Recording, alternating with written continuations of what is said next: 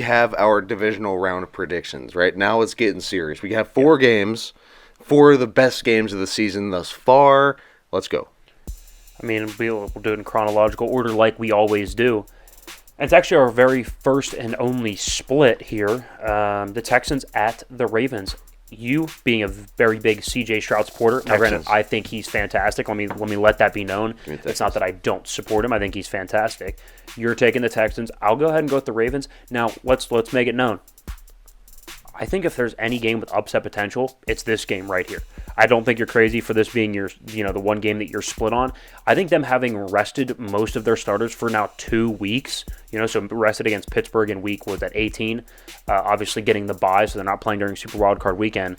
Now having to play after 2 weeks of rest, I worry. I worry about that. The last time they were in a scenario like that where they rested for a week or more, they came out and they looked completely flat. So I just worry, is the intensity going to be there? Is that defense going to be ready to compete with the speed and the stress that they put on the defense vertically?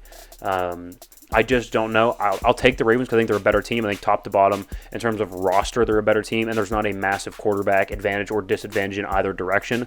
Lamar's more shifty, a little bit more experienced in the playoffs, better off script. CJ has a bigger arm, more accurate down the field throwing deep passes, so I don't think there's an advantage or disadvantage in either direction. I'll go Ravens. I think it's a better team, a little bit of a hunch, and I just think the Texans, good, very good story. I think there's a bit of a ceiling. I agree with you on the fact that Baltimore has a better roster. I don't think that can be argued. It's a top-to-bottom better football team. But in this spot, the Texans are red hot right now. They have had an amazing season, especially to Houston Texans standards. In NFL standards, they were 3-13 they're 3-13-1 last year. Yeah. So yeah, I mean, you that's talk about a turnaround. rebound. Yeah. CJ Stroud has been special. I've been on him for over a year now. Might as well ride with it, right? I mean, what do I have to lose? What do I have to lose? If the Texans win here, I look like the smartest man in America. So we do have some time here, and I think CJ Stroud is the wild card of this game. So let's play a little mini game here. CJ Stroud or. Okay, so now you're a bigger CJ Stroud guy, so I'll pose the questions to you. Let's go for the next, franchise quarterback next 10 years. Actually, you know what? That's a really long time. Let's go 5. Let's go 5 years. Okay. CJ Stroud or Trevor Lawrence?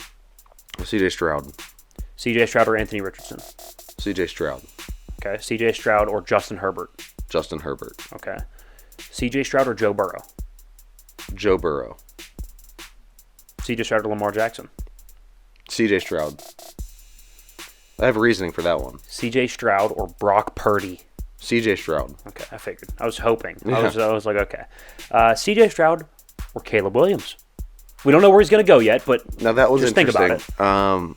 I think coming into the league, I think Caleb Williams has more talent. I think he's a better prospect. And a way better prospect. But we've seen CJ Stroud ball out on the NFL level. Yeah, so I'd take CJ Stroud until I see more from Caleb Williams. Okay, I think that's a fair point.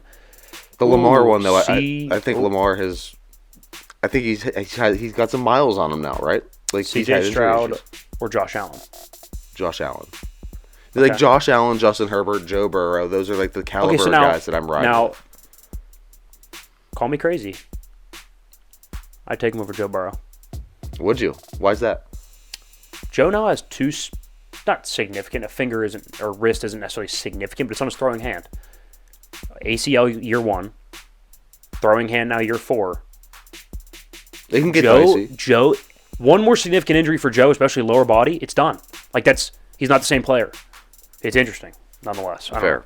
That was a little mini game there, a little CJ Stroud or, because I know you're a big CJ Stroud guy. So you view him as a fringe top 8 to 9 guy. Yeah, and I think when that's already as a rookie. When we start doing like the top 10 quarterbacks next season, I think he's cemented himself in the top 10. Okay. At least for the first ranking. I think that's fair.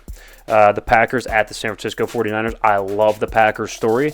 Again, nobody gave him a chance against Dallas. I did. I'd love to say they have that same exact shot, but I think San Francisco is a significantly better team than Dallas, and I think they just match up better. You saw Green Bay out-physical them. You saw them out-clever Dallas, right? What does San Francisco do well? Very clever offensive coach, very, very physical at the lines of scrimmage. I think what Green Bay does well, San Francisco is perfectly built to counteract. So for that reason, and I think just overall better roster, more experience, I would go San Francisco. the 10 points is a lot of points.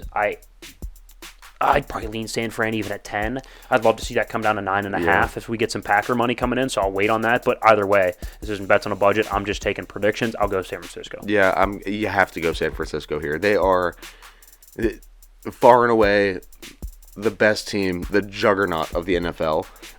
You can't pick. Could I see it being close? Maybe. But you can't pick an upset here, right? Like, you can't go against the 49ers. I would agree. And last year they were my Super Bowl home. pick, and I think this year, now with Dallas and Philly out, which I didn't think super highly of those teams, but, like, they're up there, man. San Francisco probably should be the favorite right now. I think so, too. All right, next one here, Lions hosting the Buccaneers. I'll go with the home team, Detroit Lions. Jared Goff at home has been fantastic. He's like 120 pass rating this year at home or inside of a dome. Like, indoors, Jared Goff's unbelievable. And look, the Buccaneers defense played well Monday night. I don't think that is what they are as a unit. I think there were good plays down the field from Philadelphia. They just couldn't capitalize when it mattered most. I think the defense can get got a little bit. I think the Lions are the team to do it. They stress cover 2 and cover 4, so 2 high safety looks. The Lions are really, really good at attacking, and we know the Bucs play that, and they like to bring pressure out of cover 4. I love the Lions to kind of exploit that. I'll take Detroit at home. The number, I think it's 6 as of right now for the Lions. Look for that to come down a little bit. If it gets down to 5.5, I'll take the Lions. We'll see. The Lions are also playing inspired football. That team is rolling. I feel like Tampa Bay, like, the meme where it's like, oh, we're just kind of happy to be here. Mm-hmm. Yeah. I feel like that's where they're at right now. Like, nobody really thought a team from the NFC South would battle their way to this point in the divisional especially round. not beating the Eagles, the defending NFC champs, 32-9. Right. That just doesn't happen all the time. Baker played great in the wild card round. Can't argue with it. He did. But against the Lions defense and in this spot, I just think the Lions are better suited to win this game. I would agree. Let's give you a little mini preview here of the game of the week before we get more in depth. Yeah. The Bills hosting Kansas City, first road playoff game of Patrick Mahomes' career. We've seen this matchup at Arrowhead quite a bit. How does it change in Buffalo? I'm taking Buffalo. I said this when they won. I think they were 6-6. They won that game to go to 7-6, and I said I think Buffalo. Watch out for Buffalo. Maybe that was when they went to 8-6. I said watch out for Buffalo. I think that'd be my pick right now to come out of the AFC. For sure. I'm taking Buffalo. Yeah, you have to go Buffalo here. I think Kansas City is good. Obviously, they've been a solid team, a solid organization, but the receiver problem worries me. I think their team is a whole. Hell, even Travis Kelce can't catch the damn ball now. I know. It's I don't know who to trust on their offense outside of Mahomes, and we've seen that Mahomes can't do it by himself, and Buffalo's rolling. I mean, Buffalo has caught their stride. Yeah, so I'll pick the Bills. We'll get more in depth here in a second. We got like a minute before we move on here. Has anybody gone from likable to more unlikable and easily hated than Travis Kelce? Can't stand the guy. Cannot stand the guy. Is it the Taylor Swift thing, or is it like what is it? I got double jabbed. It's the Taylor Swift thing. It's the double jab. It's the whole the Pittsburgh Steelers don't know what they have. Yeah, mediocrity. I know exactly what we have. It's mediocrity.